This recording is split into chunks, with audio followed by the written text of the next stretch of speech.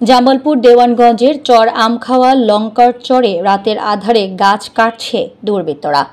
জায়গা জমি নিয়ে পূর্বশত্রুতার জেরে মধ্যযুগীয় কায়দায় রাতের আধারে ১৩টি আকাশমণি কাঠের গাছ কেটে দুমড়ে মুচড়ে সম্পূর্ণ বিনষ্ট করেছে দুর্বৃত্তরা।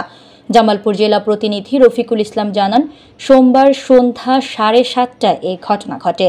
জায়গা জমির পূর্বশত্রুতার জেদের বর্ষবর্তী হয়ে বিবাদী পক্ষগণ এই ঘটনা ঘটিয়েছে বলে জানান ভুক্তভোগী মোহাম্মদ হাসান মিয়া। তিনি বলেন, অভিযুক্ত মোহাম্মদ সাগর, মোহাম্মদ রিপন আরও অন্যদের প্ররোচনায় আমার এই ক্ষতি করেছে। আমি আমার জমিতে চাষাবাদ করে খাই। তার উত্তর পাশেই সরকারি রাস্তা, সেখানে আমার জমিতে বেশ কিছু আকাশমণি গাছের চারা লাগাই। গাছগুলো দীর্ঘ ১.৫ বছর যাবৎ পরিচর্যা করে আসছে। আমার ক্ষতির উদ্দেশ্যে শত্রুতামূলকভাবে উক্ত জমির মধ্যে ১৩টি আকাশমণির গাছ রাতের আধারে কেটে নষ্ট করে ফেলে। এর প্রতিবাদ করলে আমাকে হত্যার হুমকি ও গালিগালাজ করেন। বিষয়টি নিয়ে এলাকাবাসীর সাথে আলাপ করলে রবিচান ও মোস্তফা আমাদের জানায়, ঘটনার সময় সাগর ও রিপনকে ওই রাত্রে ঘটনাস্থল থেকে আসতে দেখা যায়। তারা বলেন, ঘটনার সুষ্ঠু তদন্ত করে সঠিক বিচারের ব্যবস্থা করা হোক।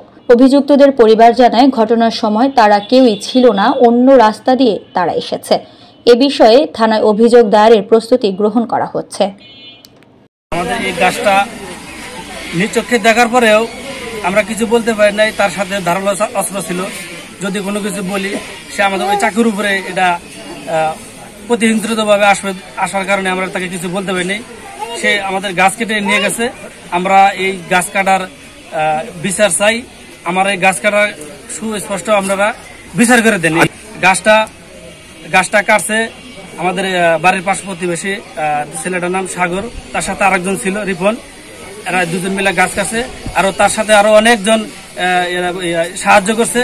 এটা চক্রান্তভাবে তারা দুজনে কাটছে, গাছ কাটছে দুজনে, কিন্তু তার পিছন থেকে অনেক লোক ছিল।